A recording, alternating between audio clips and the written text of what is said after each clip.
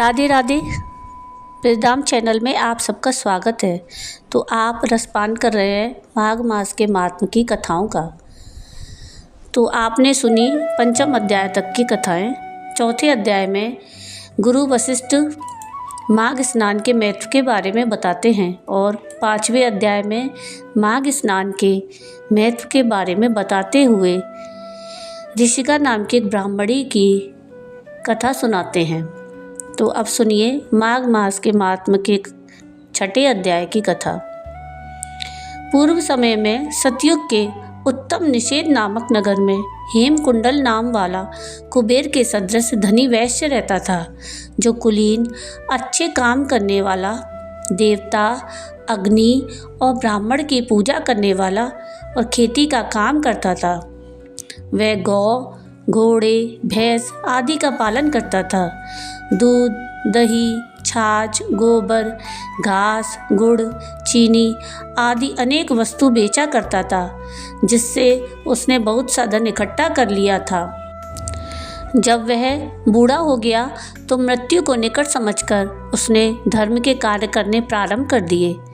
भगवान विष्णु का मंदिर बनवाया, कुआं, तालाब, बावड़ी, आम, पीपल आदि वृक्ष के तथा सुंदर बाग बगीचे लगवाए। सूर्योदय से सूर्यास्त तक वह दान करता। गांव के चारों तरफ जल की प्याऊ लगवाई। उसने सारे जन्म भर जितने भी पाप किए थे उनका प्रायश्चित करता था। इस प्रकार उसके 2 पुत्र उत्पन्न हुए, जिनका नाम उसने कुंडल और विकुंडल रखा।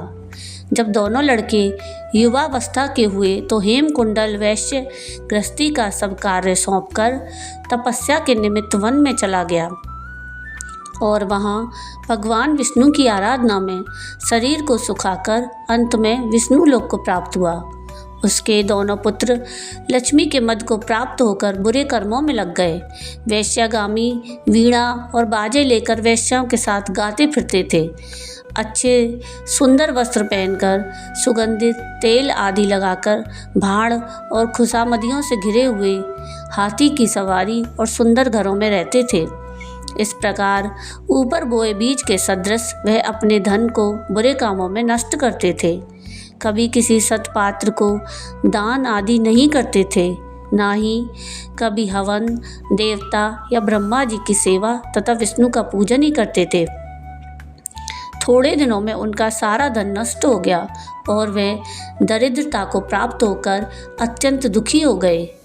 भाई, जन, सेवक, उपजीवी सब इनको छोड़कर चले गए।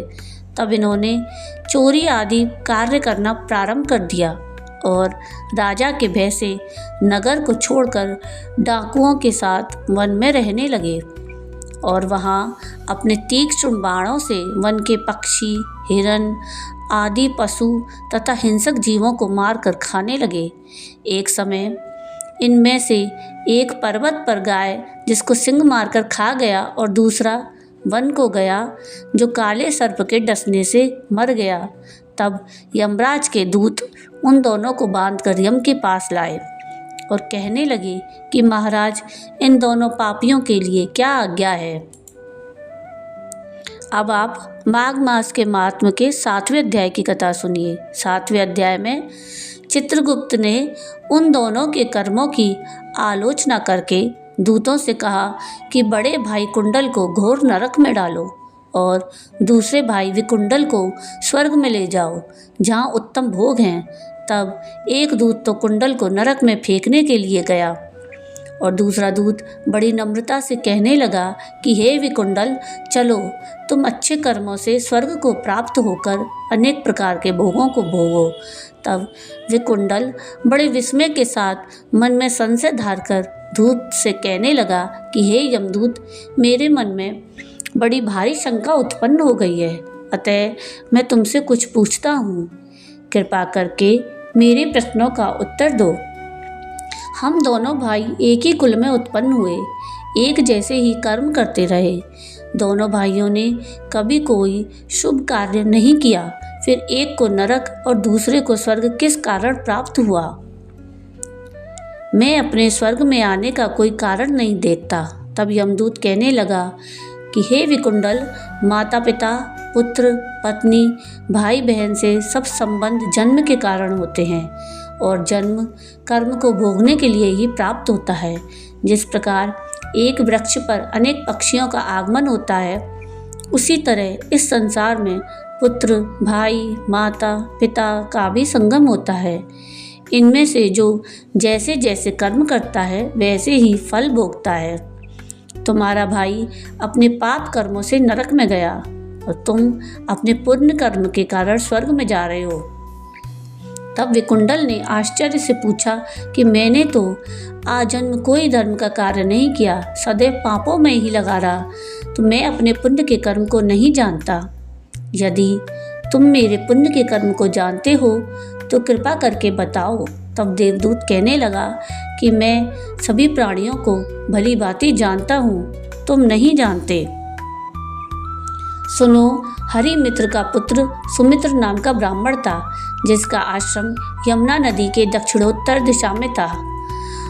उसके साथ जंगल में ही तुम्हारी मित्रता हो गई और उसके साथ तुमने 2 बार माघ मास में श्री यमुना जी में स्नान किया था।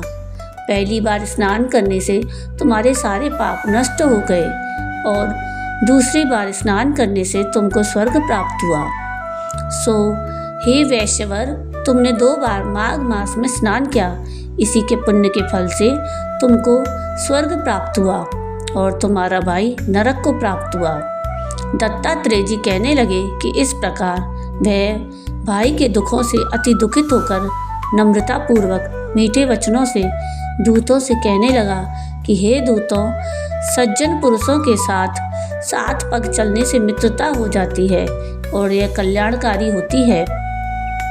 मित्र प्रेम की चिंता ना करते हुए तुम मुझको इतना बताने की कृपा करो कि कौन से कर्म से मनुष्य यमलोक को प्राप्त नहीं होता, क्योंकि तुम सर्वज्ञ हो। तो ये थी माघ मास के महात्म्य के 6 और 7वें अध्याय की कथा।